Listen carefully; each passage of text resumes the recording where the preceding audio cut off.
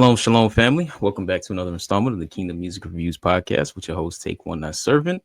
Today, we're going to be doing a Beyond the Mic installment, similar to what we was doing last season.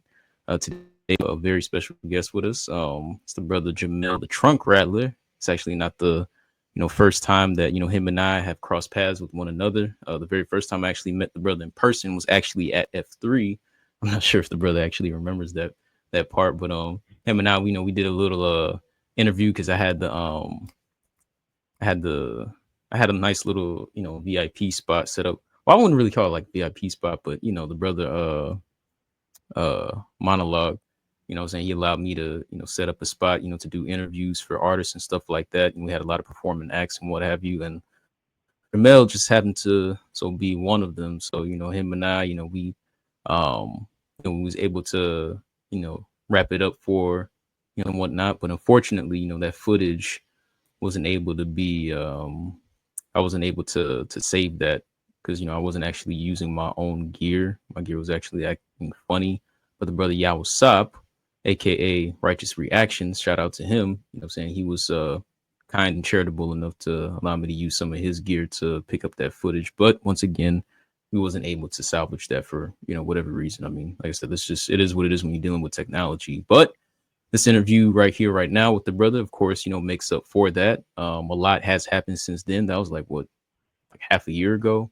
I mean, the brother, he's still been on his grind doing his thing. He's released some music since then. And, we're going to be able to talk about that. But before we dive head on into the interview, first and foremost, as I always say at the top of every installment, if you haven't, go check out the latest installments that you might have missed. We've done the full-length album review, of course, for the Brothers Amariah, In Spirit and Truth. I mean, amazing album. Like I said, do yourself the service and check that out, and show the brother some support as well. I mean, it was a phenomenal album. You know what I mean? Full of praise, full of worship. The features were amazing.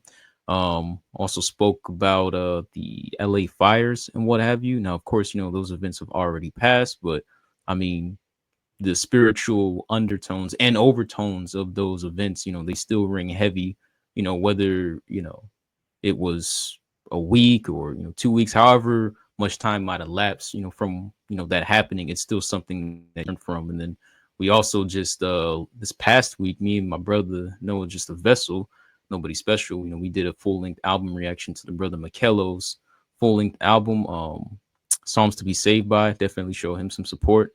Amazing album, 17 tracks in total, right? And it was worth every single listen. Last week, Jaamel was actually supposed to do our interview, but of course, life gets in the way, so we had to postpone it, which is what led us here now. All right. So with all that being said, hey man, how you doing, brother? It's good to have you on, man. It's a blessing. Yeah, shalom, fam. Doing great, man. Blessed to be here. Man, appreciate you having me on, man. We finally getting it locked in. Absolutely, man.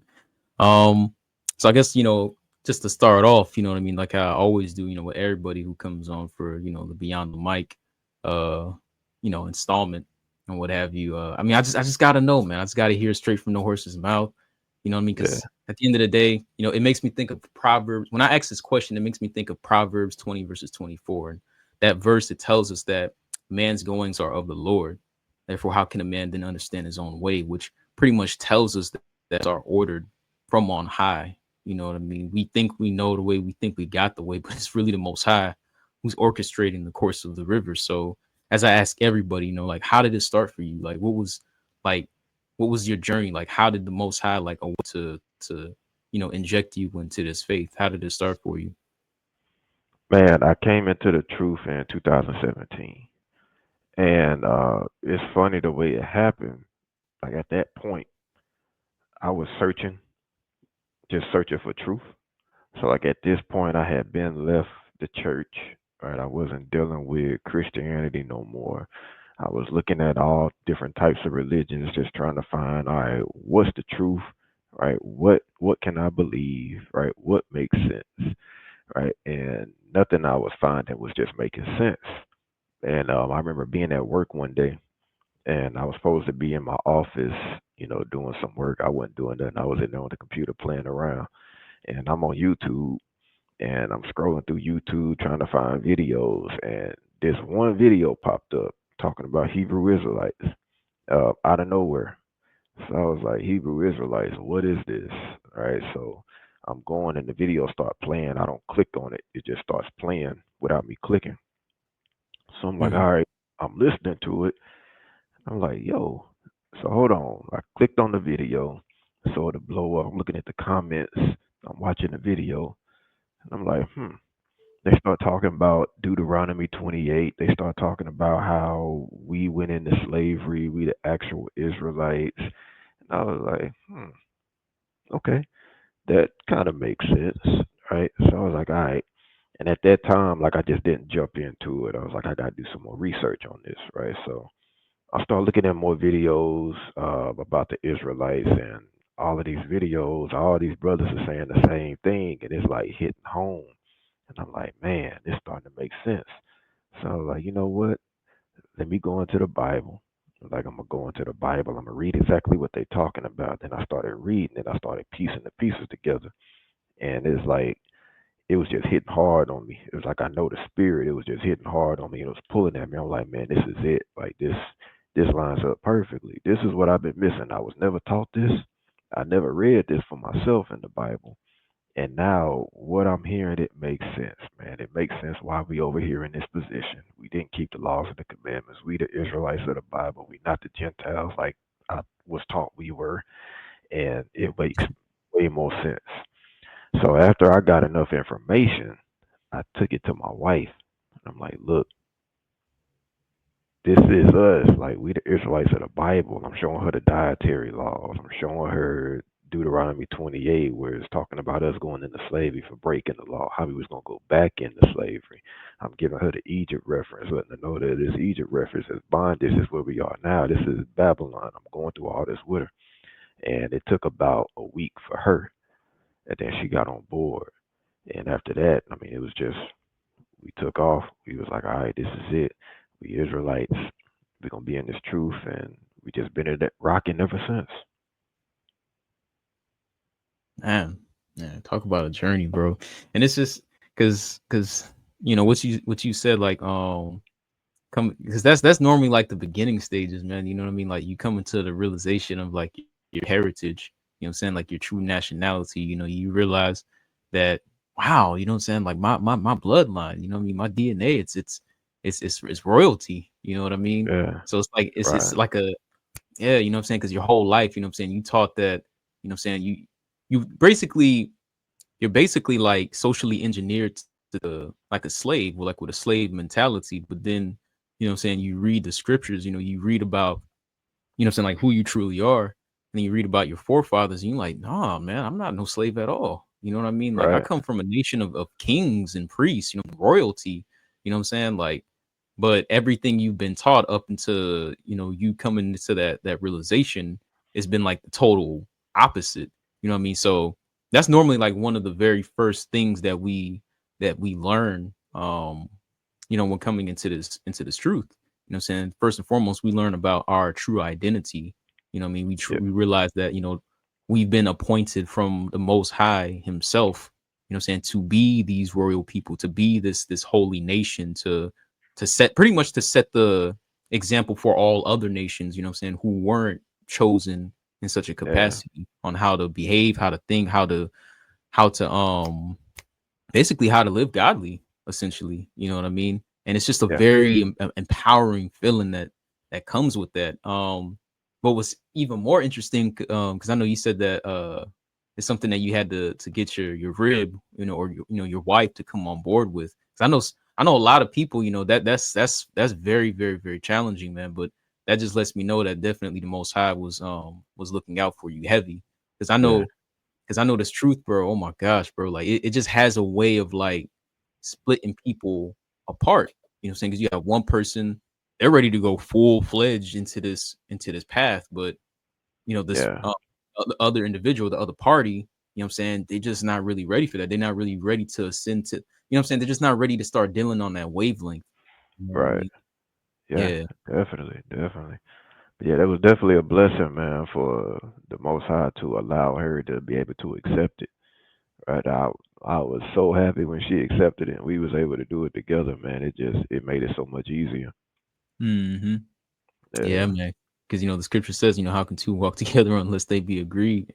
And Right. in your rib, that's as close as you can get to a human being. You know what I mean? Yeah. That's your best friend. So it's just like it's that's a blessing. That's a blessing. But Yeah. how, like, so all right, you come into the realization that, all right, we the bruise, what I'm saying, we Israel, we are the most high's chosen. Like, how did it, like, so I guess what I'm trying to ask here is, like, did you immediately just start making a bunch of like drastic changes in your life, from where your mentality was before you came into that realization, or do you feel like it was something a little bit more like gradual, kind of like like baby steps, basically? Man, I made a drastic change. Like once I actually realized what it was, and then Hmm. I introduced it to my wife. Like it was a drastic, quick change, and it rubbed a lot of people the wrong way. Uh, of course, we didn't switch over to being 100% perfect. You know, nobody's 100% perfect, but we changed. Like we followed them dietary laws. Like we threw all the pork away, we cut out the shellfish, all of that. Like we started following the dietary laws. We started following the laws as best that we could, man. How we were looking at situations, how we were treating others. The feast days, we started keeping the feast days immediately, right? And we were trying to be like as best as we could in it. So it was just a quick shift for us. It took some getting used to, because I mean we coming fresh out the world, and it took more getting used to with my wife. With me, like I was just ready to jump out of it because even before coming into the truth, I was like, man, all these celebrating all these holidays. I'm like, man, I'm tired of spending money on all this stuff, man. It don't make no sense. I'm like, Christmas, like, oh no, I'm like, you know how much money I done spent, man. I can save all this money, and I was ready to get up out of it anyway. But Hmm. it was it was more difficult for her to come out of it. But with me being there to be able to support it, right, it made it easier for her. But it rubbed family and friends the wrong way. They didn't understand what we was doing, right? And they was like, oh, y'all done went, y'all done joined some cult. Y'all ain't the same. Uh, So that's when the friction started. So it's like, oh, y'all in a cult, you doing this, you doing that. I was getting accused by her side of keep holding her hostage and bringing her into a cult. And it was just a lot of back and forth, a lot of bickering and tension, like for a mhm. long time.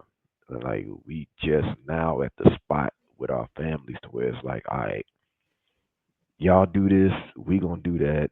It's cool, whatever.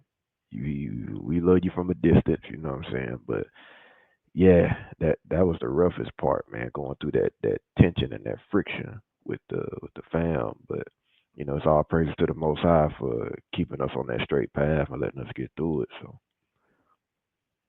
Man, yeah, man. Yeah, family, bro. I know it. I know exactly what you mean, bro. You come into this thing, it's just like same thing goes with family. You know what I'm saying? They're set in their beliefs. They're headstrong with yeah, that.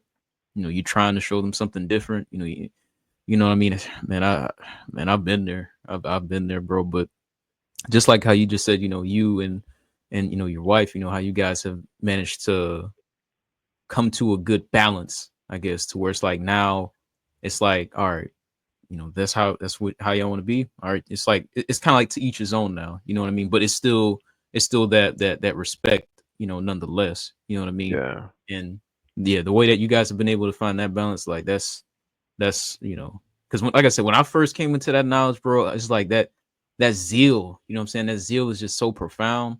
So it's just yeah, like, you want the people that you love, around you to just like really accept it. But you know what I mean? You come to the realization like, yo, you can't force it on them. You know what I mean? You can't. yeah, Either they're willing to, accept it or not, or you're gonna plant the seed and the most high is gonna give them that increase in due season, or maybe it was just never really meant for them to really receive that. And you just gotta respect that because it's totally out of our control. We can't control that, but we can still be loving and we can still show that respect and still, Hmm. maintain that balance, even though I believe what I believe, you believe, what you believe.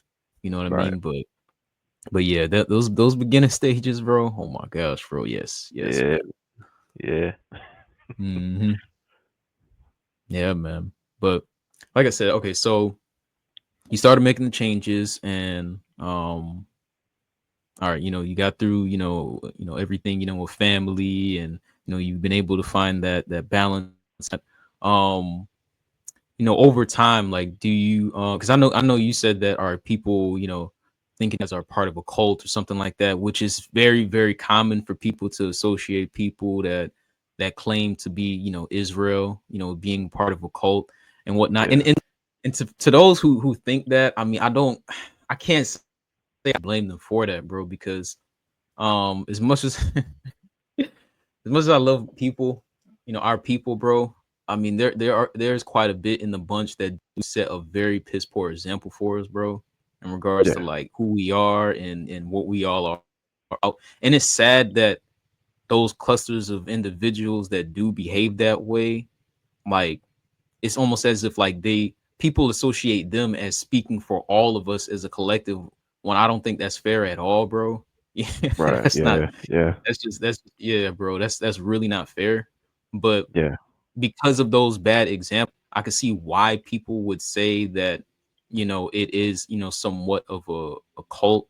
But all of that stuff aside, I mean, obviously, you being in this faith, I'm pretty sure that along your journey, I'm saying, you started what you call it, attracting, people who thought along the same wavelength as you, like, I'm saying, for you Yeah. and your wife, like, did immediately you start like people, start, coming your way, the same way, and you start building those relationships and making those associations, or was it more like, you kind of had to like, seek them out on your own? No, it was some organic relationships that was just building. Like the Most High was just putting people in my life. He was like for pretty much every person that I was losing, the Most High was replacing them with somebody that was in the truth.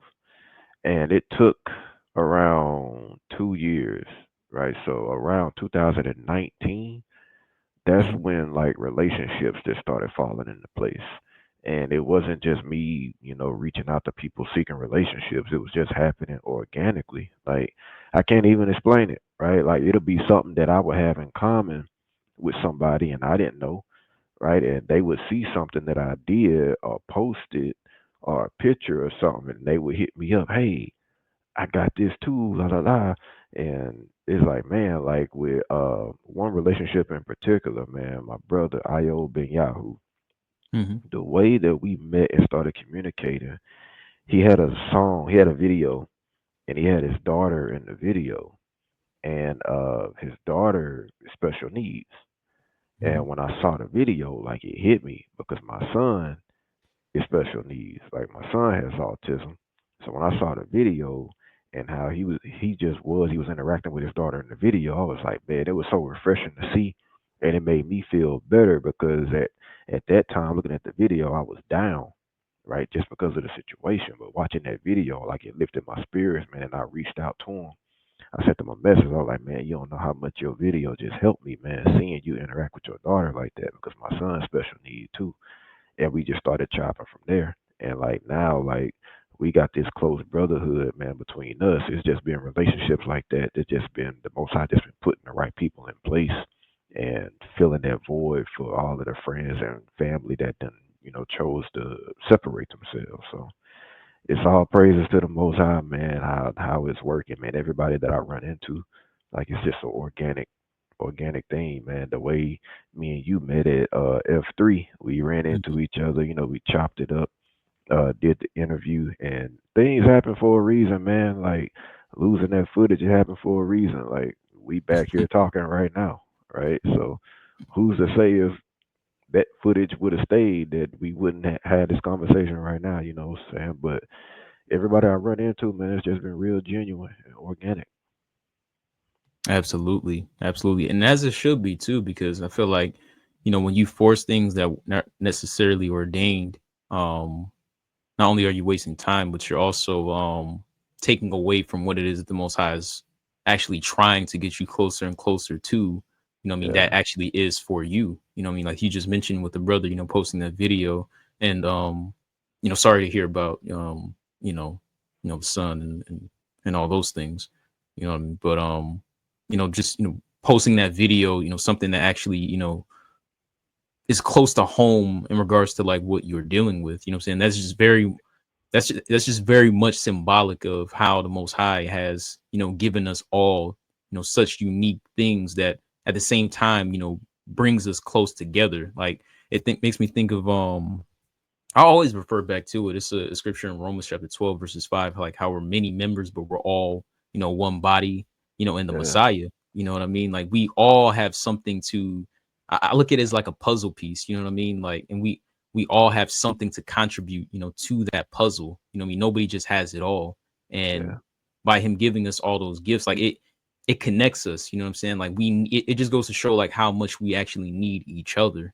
You know what I mean? Because Right. even me myself, you know what I'm saying? I've come across brethren, in this faith, you know what I mean? And it's just like, meeting them, it's just like an immediate connection, you know what I mean? It's just like it's almost as if I've known them for years, basically. It's it's just it flows like water, like the chemistry, everything is just there. I don't have to force anything. I don't have to force a Right. connection or whatnot. And it's so genuine, you know what I mean? Yeah. And we're able to build and things, what I'm saying, one with another, um, have one another's back, actually dealing with each other like how brothers are supposed to. You know what I mean? As if they're literally Right. like my biological, brothers, as if we were all, conceived from the same womb or what have you, which just goes to show you that we really are all bonded by one mind, one spirit, in the Messiah. So it's a beautiful Right. thing to hear that that the two of you guys have been able to form that bond and communicate and have the type of brothership that you guys have. What about monologue? Like when did you meet was F3 the first time you met monologue? Like what's the Nah. relationship there? Yeah, I've been knowing Monologue for a few years. I met him. We had our first conversation. It was on Instagram. Maybe around maybe 2 years ago. We had a Mhm. conversation. He reached out to me about a song I had, 10 a.m. on the Sabbath Part 2. He reached out to me. He was like, man, he liked the song. It was right. And I'm like, all right, cool. I appreciate that. All praises. And then we met in person in Mississippi at the Mississippi Hebrews Festival. It was the second annual, um, which was around that same time, about 2 years ago. And I met him in person. He didn't recognize me in person, but I knew who he was, so I just walked up to him like, "Yo, what's up, man? It's Jaamel." He was like, "Oh yeah, yeah, yeah." Then we started chopping it up from there, man, and we built a relationship from there. And we did some music together. Uh, he jumped on my album, my Born Royal album. I jumped on his Let the OG Talk album, and then he invited me out to F3. He invited me to the one prior, but I couldn't make it. I had just moved out to Virginia and couldn't make it. But this last one, he invited me again, and I was able to make it. So all praises for that. But yeah, another organic relationship that was built with him. Okay. And he's from I'm assuming he's from out in Texas as well, right? No, he's from Atlanta. Oh, okay, okay, okay. Yeah, yeah, he's from Atlanta. All right. If you was to say that he was from Texas, bro, I would be surprised, man, because he like the way he talks. But then again, I mean, that's just that whole Southern dialect, anyways. You know what I Yeah, mean? So yeah, yeah, that makes sense. Okay. Yeah, definitely gotta check out some of them collabs that you guys have done because I don't know you guys have um kind of like similarities like musically. That's why I was saying like have you guys like is there like a rapport there built up with you guys, but you just pretty much laid that out for everybody. So yeah, all praises to hear yeah. that.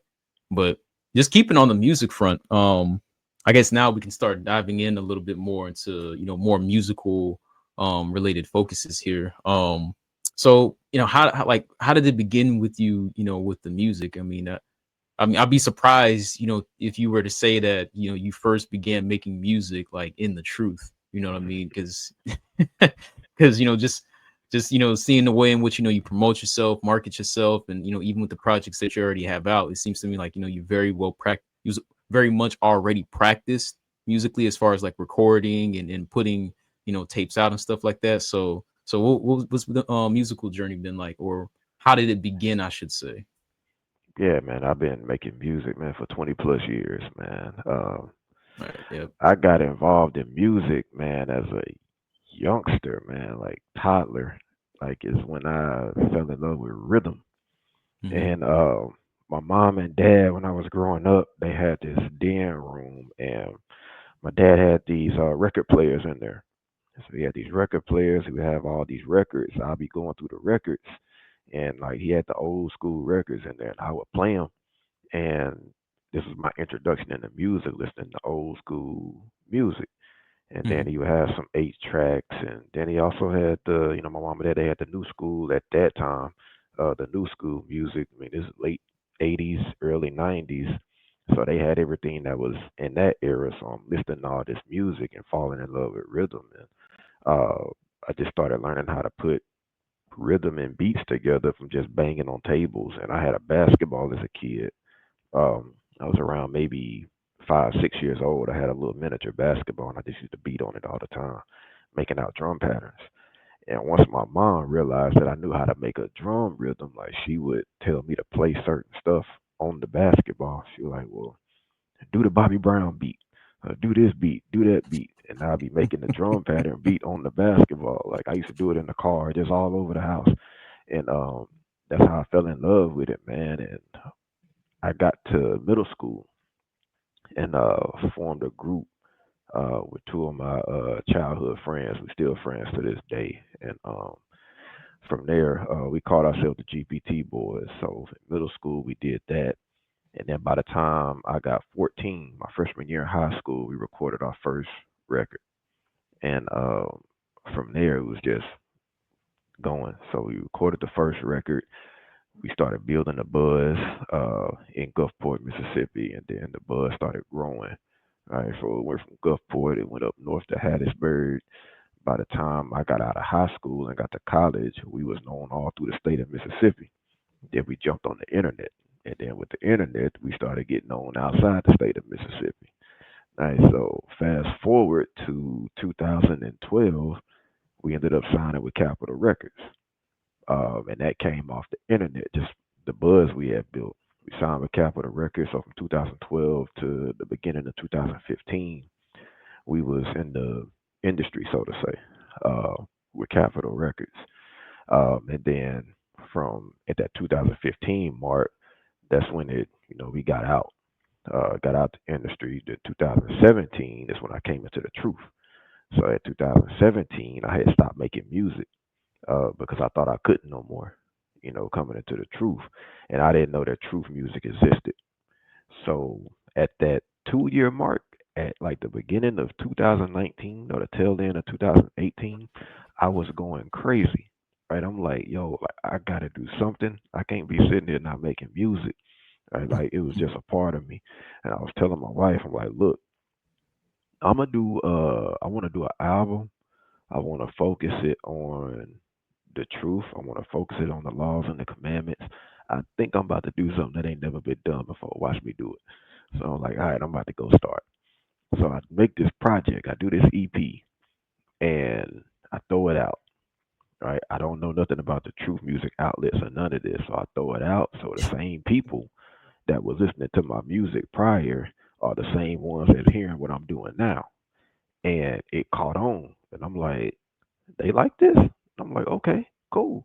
I don't Wow. know. I don't know nobody in the truth at this time. So it's just the same people that was listening to that was in the streets was listening to this music and they liked it. And I'm like, all right. But then I got introduced to it was actual truth genre. And I was like, oh, I thought I did something new, but I see this been brothers and sisters already doing this. So I'm like, all right, that's how I got introduced to the truth music scene and started, like, all right, I need to go this route. I could jump over here because it's a lane for this, right? But yeah, that's been the musical journey, man. It's been 20 plus years making music and producing music. Man, man, yeah, quite the resume, man, quite the resume. And just you can call it going back to the Capitol Records phase, Yeah. of your musical journey, because people immediately think that, oh, he signed to Capitol Records, oh, he sold his so to the unprivy, saying in regards to like how the industry, actually works, and all the dynamics and nuances involved, like he explained to them like what that actually meant, like you being, industry for the brief period of time that you were in being signed to Capitol Records, like what that was actually like and what they expected from you artist under their label. So I'm gonna try to break this down as best as I can for people who don't know, because like a lot of people think that you get into the music industry, you sign a deal, you immediately sell your soul to the devil, right? That's not 100% accurate, right? So how this goes, you can't, when they say sell your soul to the devil, once you sign a contract, signing a contract is not selling your soul to the devil. Signing the contract is the same as signing your offer letter at the job you work at, right? You Mhm. signing this offer letter, you're agreeing to work for this company. And in return for you working for this company, they're going to pay you X amount on a bi weekly basis or a monthly basis, whatever that looks like, right? There's nothing in your job offer that says you have to sell your soul to the devil. You have to put on a dress. We're going to make you participate in homosexuality. We're going to make you eat this. We're going to make you eat that. We're going to make you do this. We're going to make you do that. The thing about the music industry is people willingly do those things. It's not a part of your contract. You don't have to do it, right? So when they get in there and they like, okay, why is my music not doing what I need it to do? Why aren't they pushing me like they supposed to push me? Then it comes to, oh, won't you do this? Won't you do that? A matter of fact, won't you come to this party we having tonight? We could chop it up. You know what I'm saying? We get to know. Then people put themselves in situations that they don't need to be in. And now, Mhm. in order to get through that door where the superstars are, you got to do something that you never expected you would do. Because when you go through that door, it's all kind of stuff going on over there. So these people are building these relationships off of doing things that people see, and they're like, "Oh, you sold your soul to the devil." Yeah, you did. As soon as you went through that door, because you want to get yourself to this higher level, you're not Mhm. becoming a superstar in the music industry unless you go through them doors and you got to participate in what they got going on, right? Just coming in and signing a contract, that's all you doing. You signing a contract. Mhm. Me and my crew, we wasn't no mega superstars, right? We came in, yeah, we had two singles. Both of the singles hit Billboard. We were number one on 106 in Park for a few weeks with both singles, right? And we did a tour. We went on the Live from the Underground tour with Big Crit. Uh, we came in with a cosign from Dr. Dre, and that's it. We was there for that 2.5 year period, and we got out. We didn't even put an album out, right? Because you can see the things that's going on, right? If Mhm. we would have decided to go through those doors, we would have stayed in the industry. We would have became mega superstars. But obviously, when I look back on it, at that time I didn't understand it. Now I understand the Most High had a different path that I was supposed to be on that did not align with what I would have had to do in order to become this mega superstar in the music industry. So that's the difference. And like on a job today, you get a job offer, you sign that job offer, you go to work, and you might feel like, oh, well, everybody else is getting promoted and I ain't getting promoted. Everybody else getting this recognition, I ain't getting this recognition. What I gotta do, right? Then you start asking them questions. And if you do something strange to get the promotion, that's on you. Your Yep. job offer didn't say you had to do this. All right, it goes against policy for you to participate in the thing in some weird stuff, right? So if you do that, you're deciding to do that. If you decide to get in a relationship with your boss to get a promotion, that's on you. You chose to do it, right? Mhm. Nobody put a gun to your head and make you do it, right? right? That's how the devil works. The devil gonna manipulate you. Right? The devil ain't gonna say, look, you either gonna do this or no, you made a choice, man. You made a choice. That's what it's all about. So on that day, you know what I mean? When the Most High is looking at your resume, he's like, "Well, this is what you chose to do.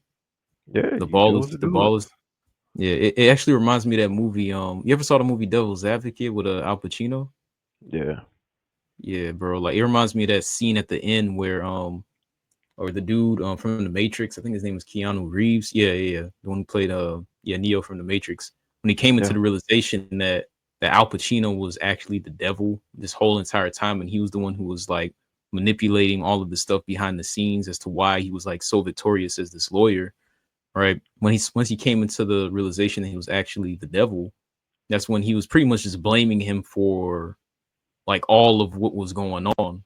Which even though yes, he was a very influencing entity, in a lot of those scenarios that was taking place, in the hmm courtrooms and stuff like that.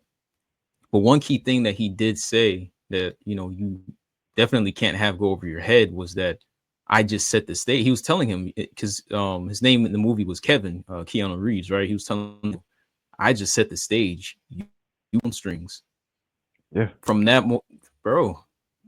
yeah, And that's the truth. And that's exactly the truth. Everything that you just broke down, bro, like it's no different than just, signing on to like a job. You know what I'm saying? Like the same like 9 to 5 jobs, like pretty much everybody works, you know what I'm saying? Or I mean, yeah, unless you're like an entrepreneur or something like that. But yeah, you know what I'm saying? The same way, you come on and your assigned, task that you are to fulfill on a day-to-day basis or what, whenever you work, depending on your schedule, so on and so forth. It's just like that. You know what I mean? But if you want to ascend to the highest levels of notoriety and fame, so on and so forth, you want to be on a level of like a Drake or like a Beyonce, so on and so forth. It's gonna take a little bit more than just signing your name on that paper, what I'm saying, that initially got you in. It's gonna take yeah. way more than just that. You know what I Right. mean?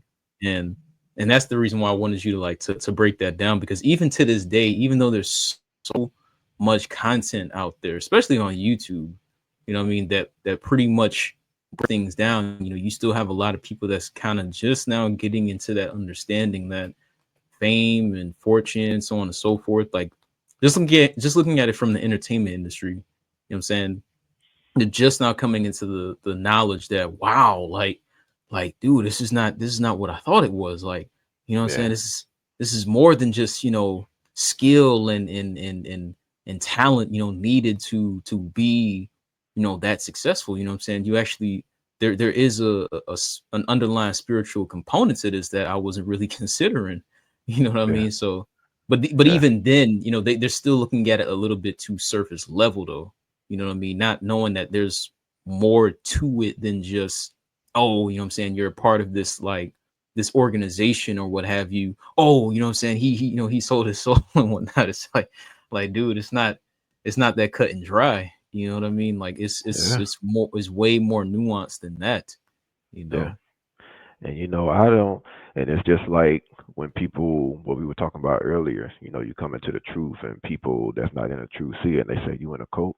Like to the most extent, like you can't blame them when they be like, oh, you sold your soul. They on the outside looking at it, right? So you once you or if you in that situation, then you can understand. Like when people come into the truth after saying you're in a cult, then they understand. Oh, I see what was going on, right?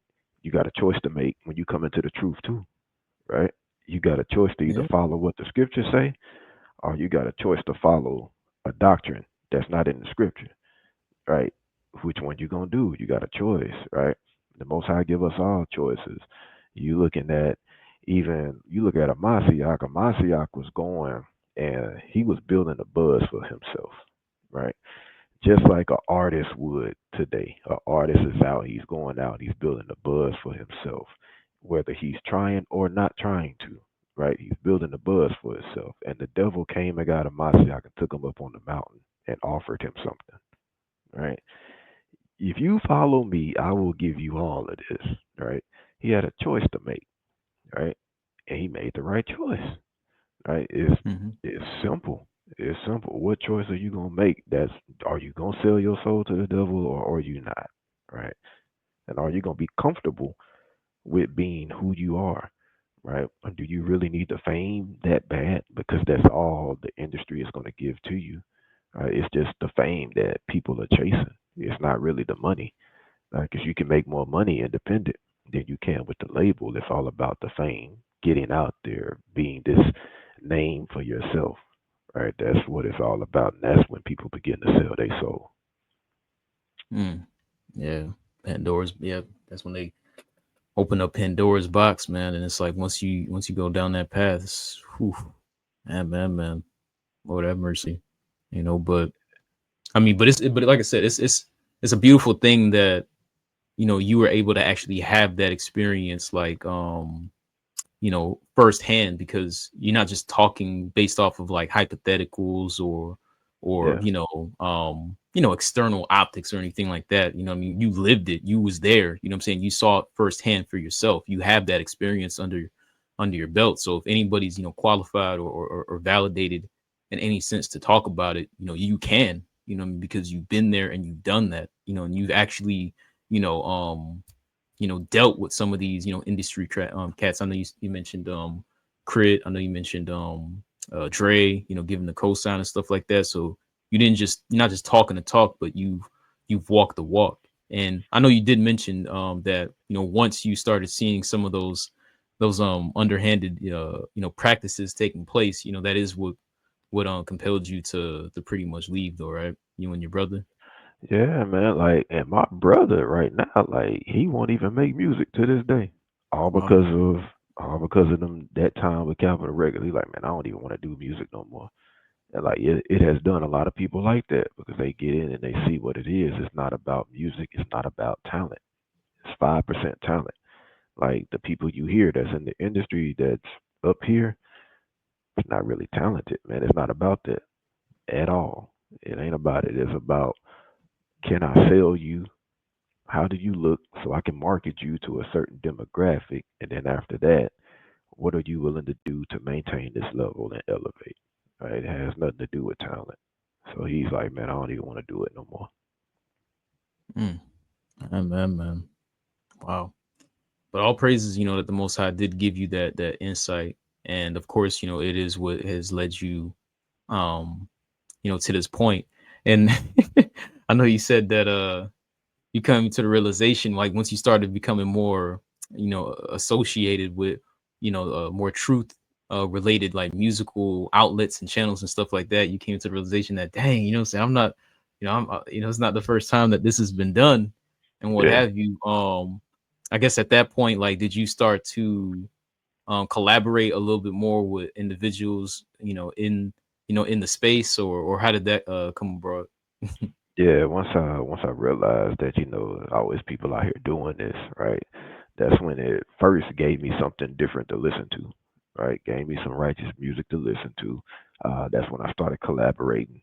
Yep, because my first two projects in the truth didn't have nobody on it. It was just me.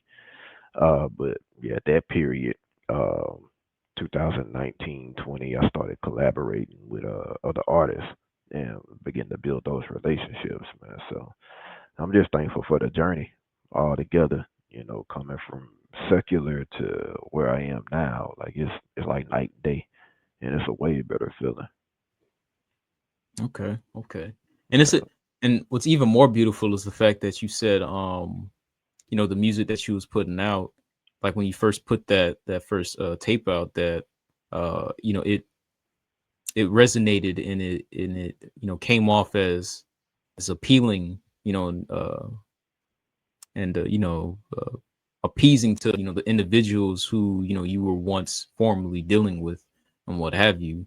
I mean, I think that's beautiful because normally, when you try to, market something that's more spiritually, foundated to, individuals, who are, dealing on a more worldly capacity, what I'm saying, not all the times. I'm not going to say all the times, because there are a lot of people, who probably don't necessarily commit, to living in the truth, what I'm saying, but Yeah. they do love the music that's, outputted, from that domain, what I mean? But Mhm. then again, you do have who's just like, I guess they're just so caught up in their wicked ways and living in the flesh that they just don't want anything at all to do with anything that's praising the Most High, that's praising the Hamashiach. They don't want anything at all to do with it. Like they're just that way out there. You know what I mean? So Yeah, the fact that the Most High was using you as that vessel to you know speak to the people, those who might have heard it, because it reminds me of the Messiah himself. I'm saying he didn't come, like when you the Messiah, he's referred to as the physician. When you read the scriptures, mm, he's coming to heal those who are in need of healing. I'm saying, the sick, those who are in sin, those who are caught up in their wicked ways, who need that restoration and what have you. So I mean, putting that out there, do you feel like, or based on the feedback, were there, a lot of people who, was so touched that it pretty much had them on a path towards getting closer to the Most High, just based on like feedback? yeah. Feedback I received, man. I had a few people that actually accepted the truth from hearing the music. And even before doing the music, like from that 2017 to that end of 18, 19 mark, I wasn't doing the music, but I was on YouTube. Right, so I had a YouTube channel to where I was on there spitting truth. You know what I'm saying? I was doing it in a way to where I was tying it into current events. So people were coming to the channel from there, right? And they was telling me, getting the feedback on, man, your channel done enlightened me and maybe look at the scriptures. I understand it now. And then with the music, it was the same way. It's still to this day, like my music, 99% of the supporters are from the streets. Like it's not the truth. Mm, Like mm, 99% of my supporters are from the streets.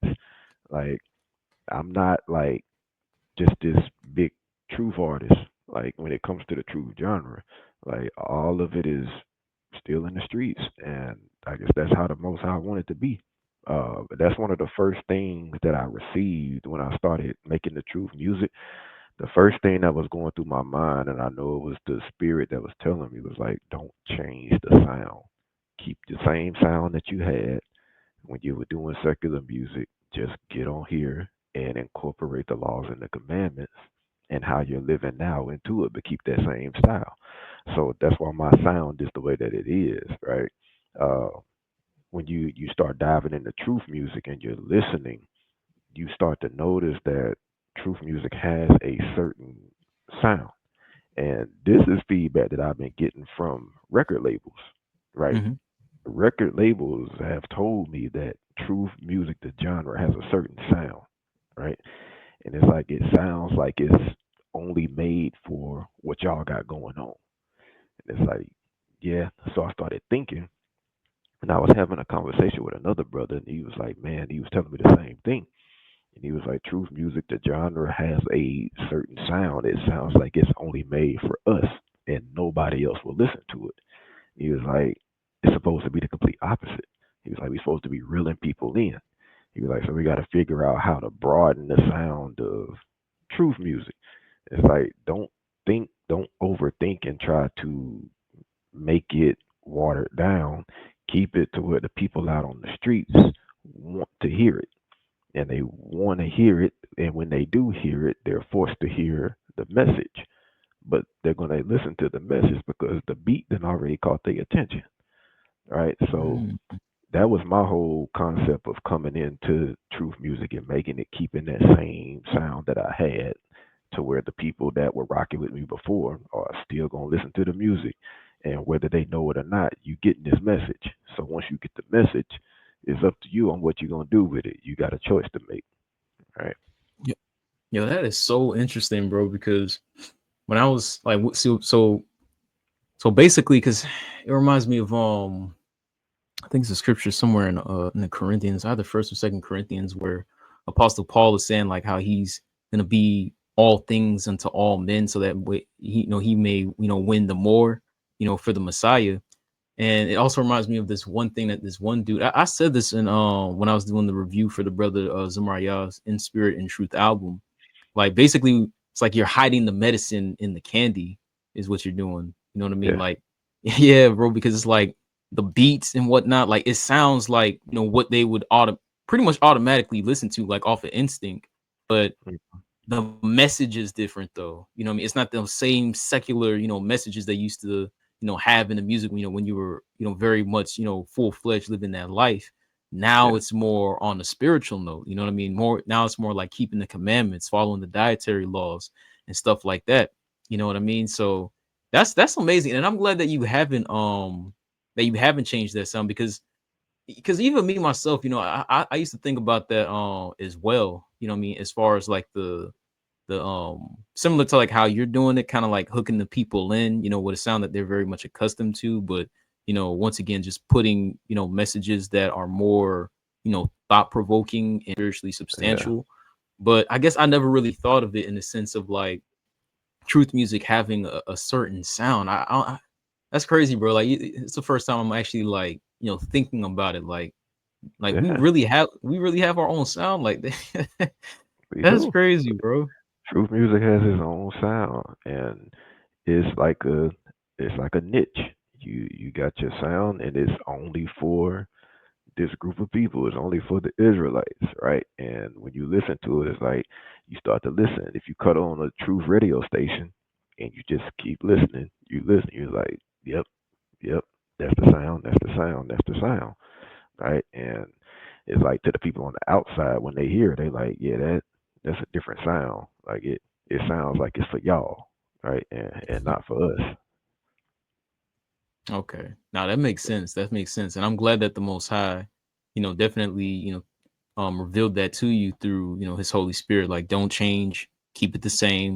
You know what I mean? That way. Because once again, this is your way of gathering more and more souls unto him. You know what I mean? With Yeah. that's something that people can relate to. Um, because what it is, like, it kind of reminds me of the show I used to watch on CW. It's called The 100. I'm not sure if you're familiar with it, but um the very last season, pretty much because the show itself, bro, they take so much from the scriptures, bro, so much. And the Mhm. last couple of episodes of the season was about like judgment. You know what I mean? Like the apocalypse, just very biblical is really what it was. You know what I mean? It's just taking a lot from like Revelation and whatnot. But judging them, they took the form of individuals that they really, really loved from time past who might have passed away and what have you. So I just say all that to say, like, um, putting the music out the way in what you do. I mean, I'm glad that the Most High does have you going about doing it in that way because once again, you're doing it in a way that people can relate to, that can connect best with them. You know what I mean? So I mean, I'm glad that the Most High has you on that trajectory. But being that you haven't changed the sound, and now you're more I guess in the space and whatnot, has this given you the opportunity to collaborate a lot more with more artists, what I'm saying, that you've seen, like even the ones that we've seen at F3. I know No Name, he got to perform. Of course, Hezekiah got to perform, Tay, Yahweh, who else got to perform? I think Zamariah performed out there as well, if I'm not mistaken. Jasmine Israel, like, has this given you the opportunity to connect with brothers such as them, and collab, build, so on and so forth? No, I haven't collabed with anybody that was on the F3 ticket. Um, I've tried to get some collabs going, but it just didn't happen. Uh, Jasmine, I wanted Jasmine to be on Yahuwahville, but it just didn't work out. Hezekiah as well, like the features that didn't work out for the album, for whatever reason. But I do know them. Like I met Jasmine. It was a while back. We performed at a lot of different venues together. So very aware of her. That was my first time meeting Hezekiah at the F3 event. So definitely been able to meet people, run into different artists. I've been running into artists, and they're like, "Oh yeah, I know who you are. I've heard your music, like your music." So it's just been that, man. So over time, I'm pretty sure we'll end up collabing at some point. Most high willing, but you gotta see how that goes. And most high willing, Definitely for sure. Yeah. I mean, are you interested in like collabing with like certain artists? Like, is there certain artists that you feel like just based on like listening to some of their music, like man, saying him and I, like we can, or her and I, it's a female, like is it something that we us collabing together, we can make something like really, really like captivating, like really breathtaking, that can like really reach a lot of people, if the collab, were to happen. Yeah. Definitely, I think that if me and Hezekiah did something, like it would definitely be special. The same thing for Jasmine, like which is why I reached out to him. I think if me and Jasmine were to do something, like it would definitely be special, right? Because listening, when I listen to artists, I listen as a producer first, right? Because I've always been a producer first. So I listen to what they got going on. I listen to their verse. I listen to their current production. I listen to their voice, and I'm like, I can do this. I can take what they got going on, and then I can put a new sound with it, right? And if I put this new sound with it, they would sound like this. So when I reach out to an artist, that's what I try to get across to them. I'm like, hey, I'm a producer first, so I got this idea for you that I think you would sound good on these type of beats with this melody, or whether I'm doing something with live instruments or what have you. Uh, and I think you'll sound great on this, and I'll send the idea. Right, and that's how I always approach it when I'm collabing with artists. I always send them the idea of, look at this, try this. This is what I see that you would sound good on, and it always works. So definitely, those two for sure. Definitely are two collabs that I still want to get in before I just hang it up.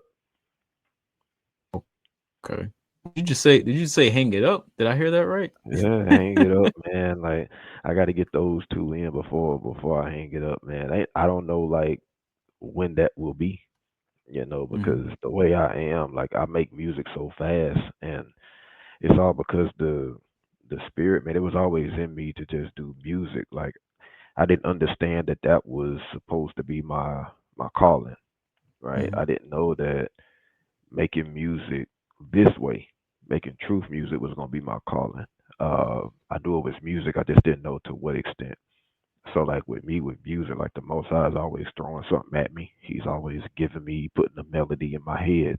Like so I'm always having to make something, and then I'm always getting these lyrics because of what I'm going through on a daily basis, what I see other people going through. So I'm always writing something in my head. It's just a constant evolvement with music with me. So when I say hang it up, I mean that could be 20 years from now. I don't know, but I definitely got to get those in before I hang it up. Man, all praises, man. And I'm hoping that you are able to, get those collabs in, man. It definitely would be fire for sure. You know what I mean?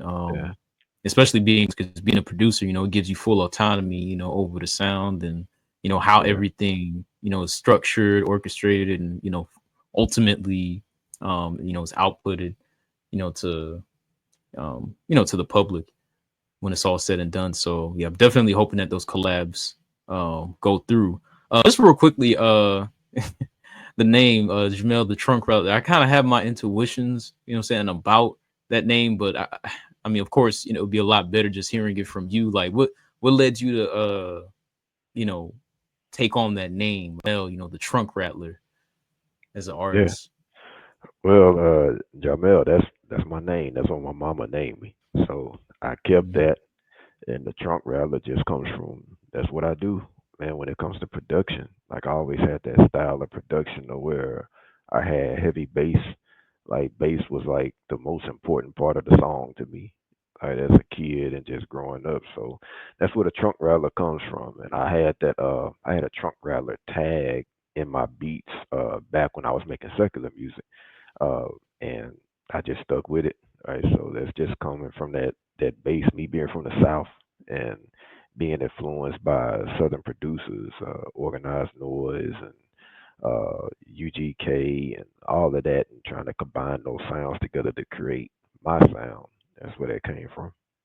You see, I knew it, bro. Trunk Rattler, because immediately when I hear that, I'm thinking about like how people be riding through the streets with they just want to flex off like their stereo system in their car and stuff like that. They Yeah, got the music, blasting to the maximum and stuff like that. So when I yep, hear Trunk Rattler, I'm like, and then now you saying, like when you said that you was a producer, I was like, yup, I knew it. What I knew it, yep. you know.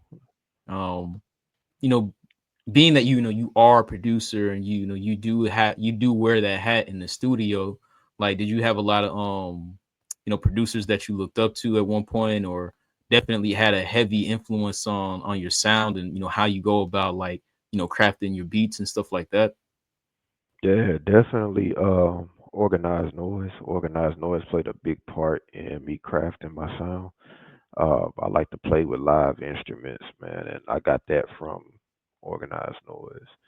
Um, and then Rico Wade, like we came into the industry, with organized noise, so I had a relationship with them as well. And being coached by Rico Wade, big influence. And then Dr. Dre, of course, being influenced by his sound, the crispness of his production. Uh, and then overall, I would have to say, like, my favorite producer of all time, Teddy Riley, right? Because Teddy Riley was able to create a whole genre of music by himself. Like, he created that New Jack Swing era, and he just did something that had never been heard before. So those three definitely was what I looked up to at an early age when it came to music. Nice, nice, nice. And of course, everybody, when people are especially with music, you know what I mean? Like when you're, fresh at it, you know what I'm saying? Of course, you have, those people who, you take bits and pieces from, what I mean, as far as like what works for them and you, and, you add it to what you pretty much have going on because, eventually, you wind up finding like your own voice. Like for you, like when did you feel like you were starting to actually come into, your own as a producer? Or do you feel like just given the foundation that you already had, just doing like a bunch of live patterns, I know you mentioned, the basketball and, your mom's telling you to like, do certain patterns to like certain songs and stuff like that. Do you feel Yeah. like, you kind of already your own, your own, your own knack of doing things, before you was head producers, or do you feel like it was the other way around? You were more influenced and then you started to come into your own as a producer. Yeah, I was more influenced and then came into my own, my early stages of production. I was just trying to emulate what I heard, right? So it was a Mm. lot of they did it this way, so I need to do it this way, right? And then it went through a whole lot of getting feedback from the people that was around me that was making music with me. It's like, man, that beat is cold, but it sounds just like their beat, right? You got to figure it out, right? Because I started out sampling like real heavy, and I was sampling music. And they was like, yeah, that's cool, but it sounds like this. Then it got to a point where I was like, all right, I'm gonna start doing some original music, and it was at that point to where I thought I had created a sound, right? But well, I guess I could say I created a sound, but it became popular. Like people started using synthesizers in the production, and this was around the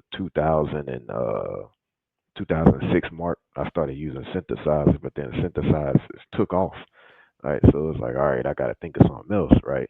And I don't think that I fully just came into my own sound until now, uh, trying to create the sound that I actually want to use, which is a mixture of live instruments, the funky bass, right, and that hard hip hop sound. I think I just developed it coming into the truth, and I mean that's all praise to the Most High. Wow. Wow. You see that just goes to show you, you know what I mean? You always, you're always gonna, no matter what it is you do in life, you always got to remain a student. You know what I mean? You always Yeah, got to remain a student. You always got to stay dedicated to the craft.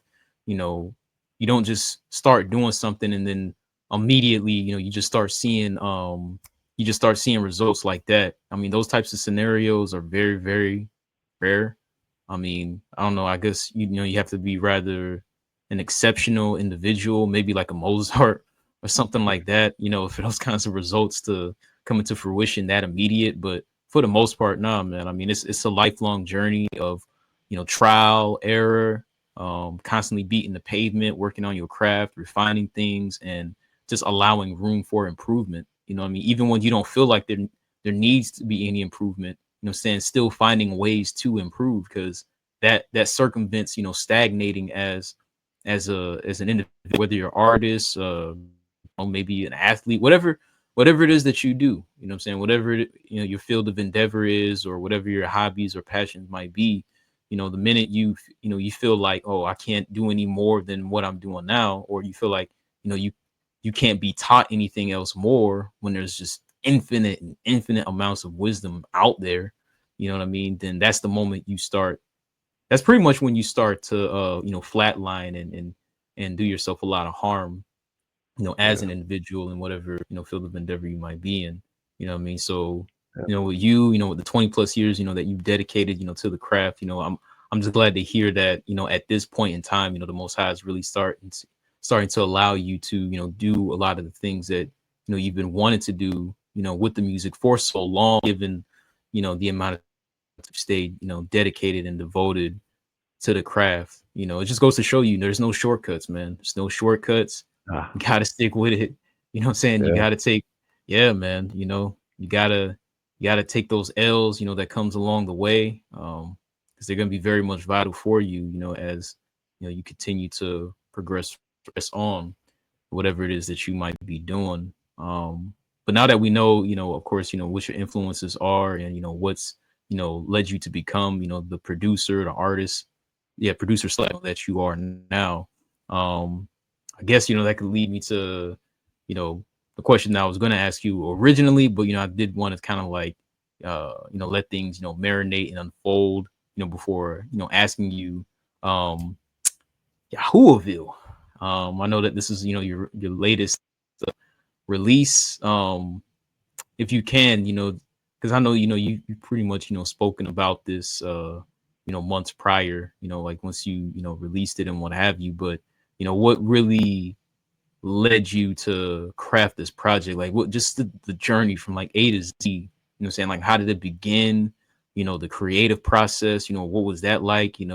Um looking back in retrospect at some of the recording sessions, saying like what was that like? Just what was the journey, saying, from when the Most High first downloaded it into you until you finally press, I'm not sure what online music distributor you use, whether it be DistroKid or TuneCore, but from when the Most High first downloaded it into you till you like released it through, to DSPs and whatnot, like what was the journey like? and this was one of the most stringent journeys putting this album together. Um, I got the urge to do the album. It was over a year ago. I got the urge to do the album. I had just moved to Virginia, and I knew I wanted to do an album. I wanted to do something different. I just didn't know what it was. Right, but the Most High kept showing me like, hey, you got to do this, and it has to be something different. And I'm like, all right. So at that point, I started working on production, and I'm going through production. I'm like, I got to do something. I want to do something different with this sound, and that's where I was like, I think now I'm at the point to where I've crafted the sound that I want and that I need as an artist and a producer. So I'm playing with these live instruments, and I get to about, I think I got three songs in at the time, and this was about a year ago. And I went through a period to where at that point I had lost my job, and I'm like, okay, I had lost my job. I'm like, all right, this is gonna give me a period to where I can just sit down and just focus on what the Most High has wanted me to do, right? So I'm like, all right, I'm starting to sit down. I'm starting to craft these sounds, and it's coming out great. I'm like, I'm making stuff that I've never made before as a producer during this period. So I'm like, I'm super excited. And then it gets to a point to where I'm unemployed for way too long, and I can't find nothing else. So at this point, I'm losing stuff back to back to back, and the last thing I ended up losing was the spot that I was living in. So now me and the fam, we homeless, and at this point, there's no more music. right? So putting the album was on hold. It's like, all right, I'm done. I got like maybe 3, 4 songs in. So at this point, we had to pack up and go back to Mississippi. So we traveled to Mississippi. We got nowhere to be, and we had to get rid of all the stuff we had. We lost the spot. Right, a lot of stuff was getting thrown out because we couldn't afford to bring it. And by the grace of the Most High, He allowed my wife's sister to open up her doors. She was like, "Y'all come and y'all can stay here or whatever." It wasn't ideal, but the Most High was watching out for us, right? So at that point, I couldn't make music. Like I had nowhere to do it. So it's like I'm just sitting, but these ideas kept rolling in. And it's like, okay. So at the time I met you at F3, I didn't have a place to live, right? Like I was homeless when I met you at F3, and it's like during that period to where I had nothing to focus on. That's when all of this came to me, and the most I was like, Yahuwahville. That's what you need to call it. And the project is going to be focused on you going through what you're going through now and me pulling you out of it at the end of the day. And it's going to be a celebratory record. And this is going to be a representation of how it feels to be into the kingdom, which is Yahuwahville. You're going to tell them that they got to live a certain way to get into Yahuwahville. You're going to go through trials and tribulations to get into Yahuwahville. You're going to tell them about how you went through this homeless phase. You're going to tell them about how I pulled you out of it. All right. You're going to tell them what they got to do to stay into Yahuwahville. And I was like, yo, this is crazy. So he did just that. He pulled us out of that situation. He blessed me to where I was able to find a new job. And then, boom, things just started taking off. We moved back out here to Dallas. Once I got back out here, I hit the ground running. I already had all the ideas in my head. So got back down. I'm in the lab. I'm cooking up these beats. I'm recording these records. I'm reaching out to the people that I already got planned for the album. Hey, knock this out for me. Boom, boom. Everything came together.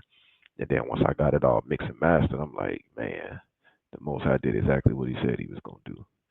It's like now all I got to do is put together how I'm gonna market it, right? So he just started giving me all these ideas, man, with the commercial that I put together and the different visuals that I did, and then partner with Sister Delta with the Light magazine. We putting up together this rollout, and the rollout was just perfect. I'm like, man, I can't believe how this coming together, man. It's like, shoot. So it came together perfectly. I'm with Empire for distribution, so I have a distribution deal with Empire. So I just sent them the project. Like, hey, I'm releasing it December 20th. I want pre-orders to start December 6th. That's what we gonna do. We gonna do the giveaway for it. So I had a whole ticket rollout. So you had to get a ticket to get into Yahuwahville. So if you pre-ordered the album, you pre-ordered, I sent you a ticket, and your ticket had a number on it that was specifically assigned to you. So that was your ticket into Yahuwahville. And then we had I did a raffle. I did $100 raffle. So we ended up doing the raffle on the album release date. We had the album release party. Um, did the raffle. Shout out to She Naeem too, because Malachi from there, he won the raffle, so he won $100, and it was just, I'm looking back at it like, man, that night when I was able to do that giveaway, I'm like, it's crazy. The Most High did exactly what he said he was going to do. He took me from homeless to not having nothing to being able to put this album out and do a giveaway. I ain't had no money, right? And he put me in the situation where I could actually give back to somebody, give money on a giveaway. And then the album, when it dropped, it charted number 16 on the Amazon Music charts. And I'm like, man, like, if you would have told me this was gonna happen prior to, I wouldn't have believed it. But it's like, man, the Most High showed how powerful He really is, like with this project. Man, all praise. So basically, he pretty much the Most High had to have you like walk first, live it out. What I'm saying, get the experience, and then that's when boom, boom, boom, boom, boom. Everything was just pretty much able to come together like all in one fell swoop, almost like Yep, instantaneous, like knocking like bowling pins down. yep. Yep. Wow, man. Wow, wow, wow. Like when I hear about like your story, bro, it's just like I instantly think of Job. Like Job, he didn't lose faith. You know what I mean? Like he was faithful like until the very end. And because of that, because he held on so firm in his faith, he was increased he was increased double time. You know what I mean? The Most High rewarded him Yeah. double time. Like it reminds, like I always think about it. Like in Ecclesiastes, the second chapter, it tells us about that. In our times of trouble, we're supposed to cleave unto the Most High. We're not supposed to depart from Him. You know what I mean? Because Hmm. it's in those moments that He's able to really see like how profound our faith really is. And not just that, it also tells us how acceptable men are acceptable men are tried in the furnace of adversity, something like that. I might be misquoting it, but the Most High having you go through that trial, that period, of tribulation. I mean, He was refining you. He was refining you to your very core. He was making you, your faith to be more polished, essentially. You know what I mean? Yeah.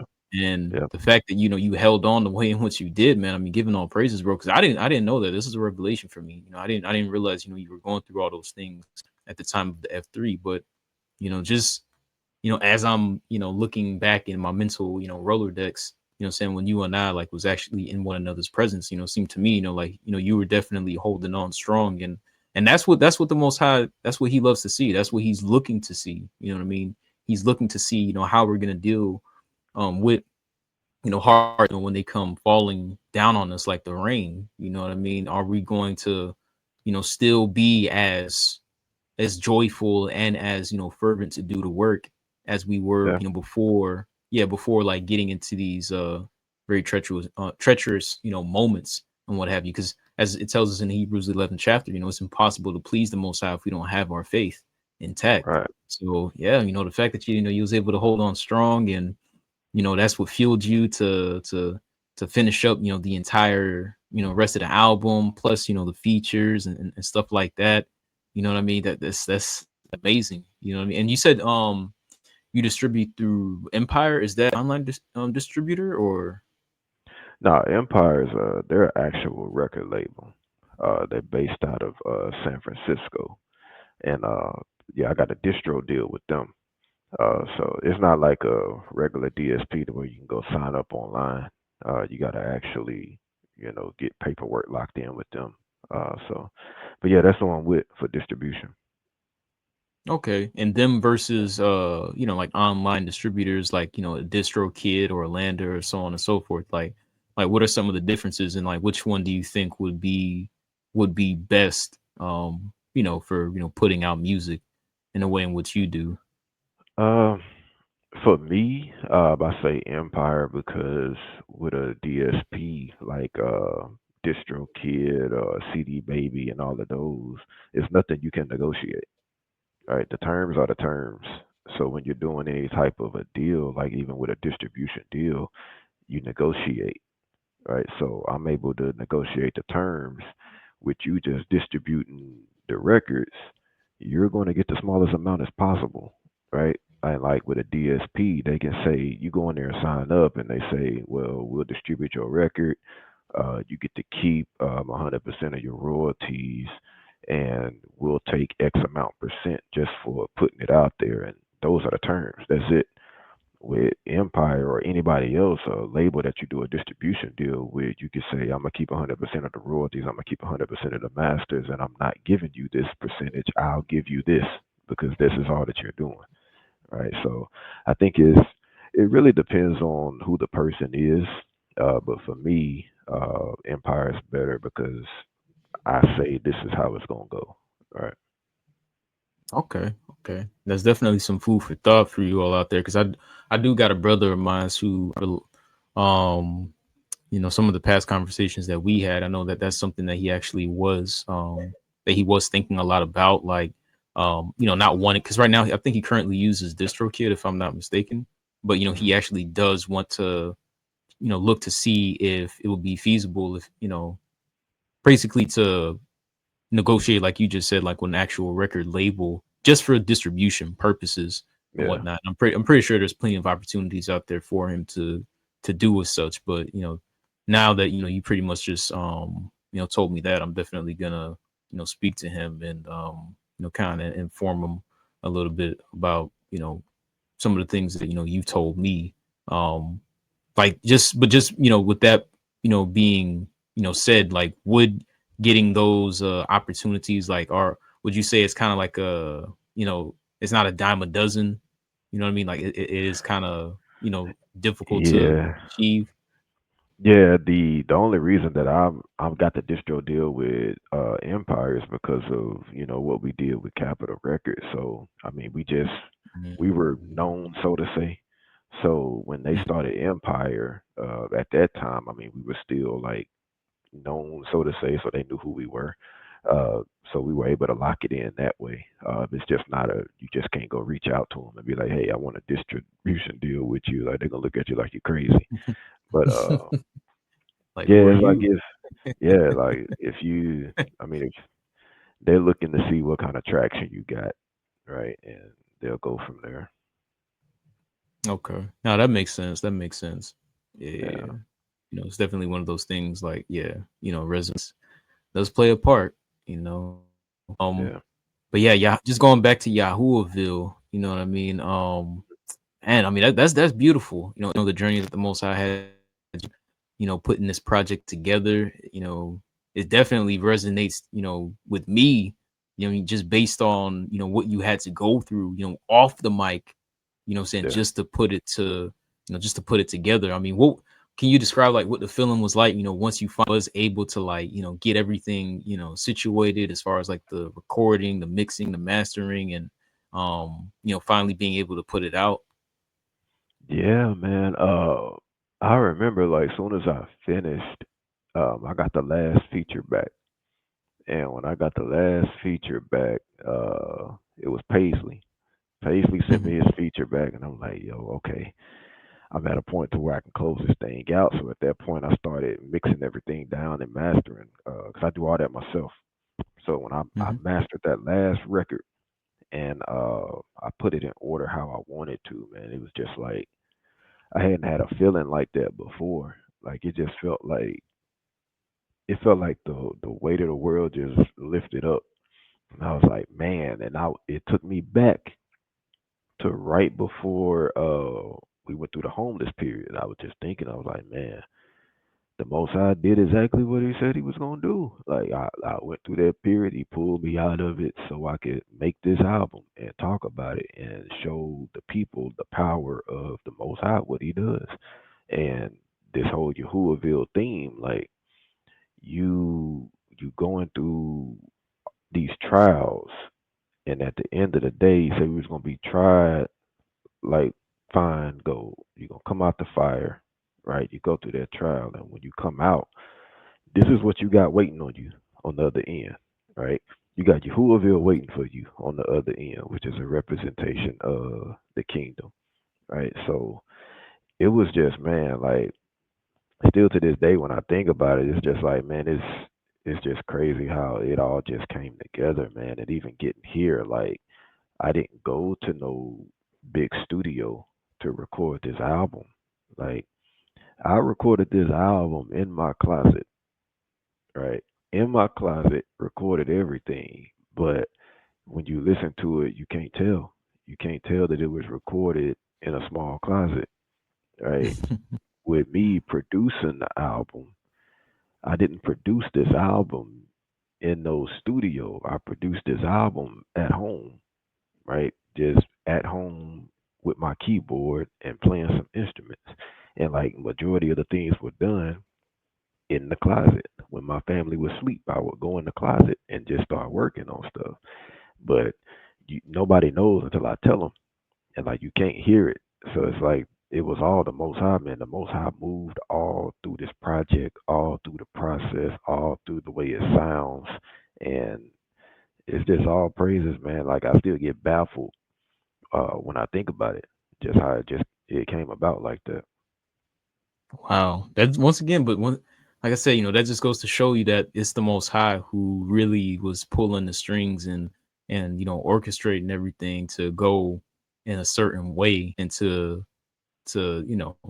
have a particular outcome. You know what I mean? Because Yeah, that's crazy. Wow. So I mean, I'm guessing like this is like completely opposite from like how you normally would go about, putting together records. You know what I'm saying? For you, it's always like, it's got to be in the studio. It's got to be, what I'm saying, studio this, studio that, right? But Yeah, compared to like the way in which, yeah.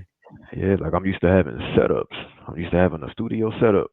Right, so I'm working on something I'm comfortable. I got a setup like the album I did before this Yahuwahville. When I did righteous rap tunes and all of that, like studio setup. Like this is the first time to where I didn't have a studio setup.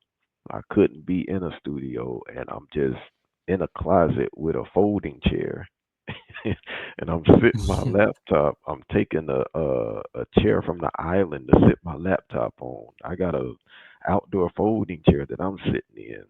I got my microphone on another chair just in the closet, and I'm balled up in the closet like this, recording this process, trying not to be too loud so I don't wake the kids and wake the wife and wake the neighbors.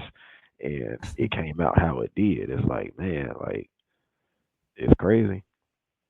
Man, man. Hey, but at least you didn't have to at least you didn't have to do like the whole running back and forth thing, you know what I mean? Where it's just like, dang, I didn't, that would take, you know what I'm saying? Then you gotta you gotta Yeah, run back and set it up yeah, again. yeah, yeah. Yeah, man. But I mean, if there is anything that you learned more, like at least just from like a music production standpoint, like what's one thing that you learned from that process though that you carry out with you now to this day, now that the Most High very much has put you back, on your feet and whatnot. Uh, man, the one thing that I learned is that when you have the Most High, you're truly putting the Most High first in what you're doing. It don't matter where you are, what you're using, how you're using it. The Most High is going to elevate it, right? There's no way that this album was supposed to sound the way that it did in the way that I made it, but because it was truly the Most High was truly in that, and I put the Most High first in this project, and I was obedient from start to finish. I could have said, you know what, I ain't doing music. I can't do it. I ain't got nowhere to do it. I need to be worried about getting myself right, getting back on my feet. But I didn't do that because I knew what I was supposed to do.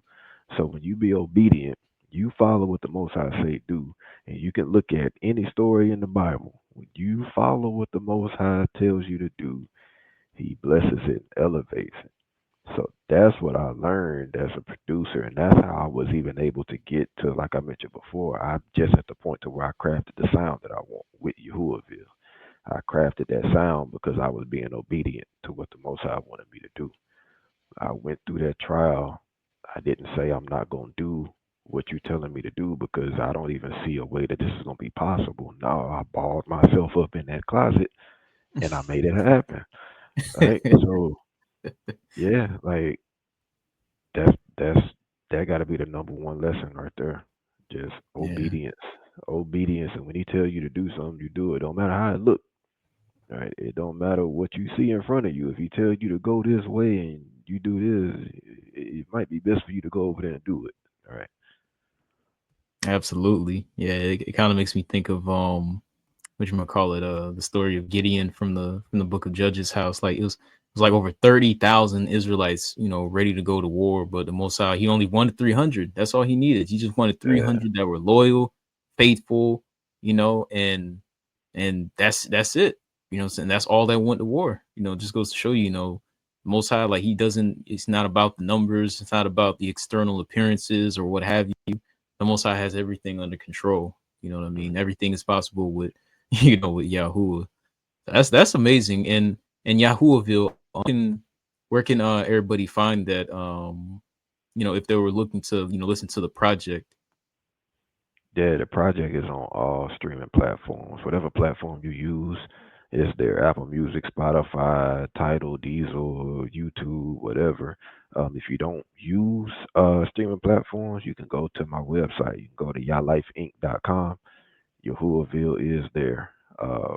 Yalife Inc. That's YAHLIFEINC.com, and the album's there as well.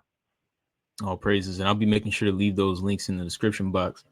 For brothers and sisters, who, of course, want to show some, listen to the tape, and as well as like social media handles. Like, where can they find you as well? If they wanted to, Yeah, reach out, stay in touch, keep up with what you're doing. yeah, I'm on IG and Facebook. So my Instagram, the handle is at Trunk_Rattler, TRUNK_RATTLER.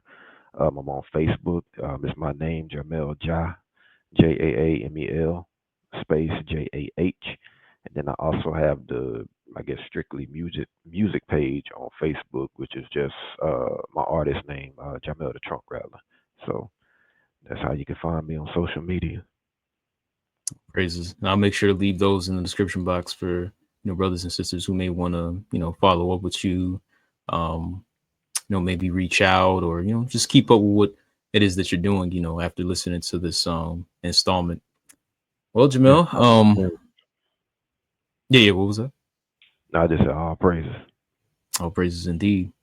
Well, Jaamel, we're about to start wrapping things up here, but before we land our plane, right, or start closing out, what is the biggest thing that you would like those who listen to Yahuwahville, the album, the biggest thing that you would like for them to take from it, if anything at all? The thing that I would like for anybody listening to this album to take away is the intro, right? The intro is the most important piece to the song, to the album, because that intro is telling you what you have to do to make it into Yahuwahville, right? It's the biggest thing, right? And then the album begins to flow into the process of what we just talked about, what I went through, what a typical day in Yahuwahville looks like, the praises that we're gonna be giving to the Most High and Hamashiach. And but yeah, the number one thing is the intro. What you have to do to make it into Yahuwahville, right? Which is keep the Most High's laws and the commandments. Beautiful, beautiful, beautiful, beautiful. Couldn't have said it better myself. Well, brothers and sisters, I mean, you heard it from the brother Jaamel, himself, bro. I mean, hey, it was a blessing having you on. Hearing your origin story. From how you were once out there, in the world, and the Most High reeled you in. Saying for His purpose, for His glorification and what have you. Plus, the musical journey and whatnot. I really appreciate you. Just breaking everything down. As as well as you possibly could. Saying for not only my understanding, but for those who may listen, once everything is, published and, uploaded and what have you. Like I said, I'm praying that the Most High continues to, use you to, bring forth his kingdom. I think Yahuwahville is very much, evident that that's definitely, the trajectory, that he has you going in, just based off of, those trials and tribulations that you had to experience to actually, put the album out. And yeah, I just definitely can't wait to see, what else he has in store for you also, bro. Man, all praises, man. All praises to the Most High. And I appreciate you having me on the platform. Absolutely. Absolutely. This more than makes up for, that footage that got lost. So, Yeah, oh man. Yeah, man. Most High's amazing. He makes everything works out, perfectly in the end. So, yeah. that was the installment, brothers and sisters. Of course, continue to show your support. Remember, the $50 giveaway is still going on. The 31st will be the last day for you to enter well, I'll be announcing the winner, Lord willing, on the 4th of February. So, use this opportunity now to make those submissions and what have you, and continue to keep up with everything else that the podcast will be bringing forth your way as time continues to elapse. I love y'all. This is Beyond the Mic with Mel, the Trunk Rattler. Until next time, y'all, I say peace and shalom.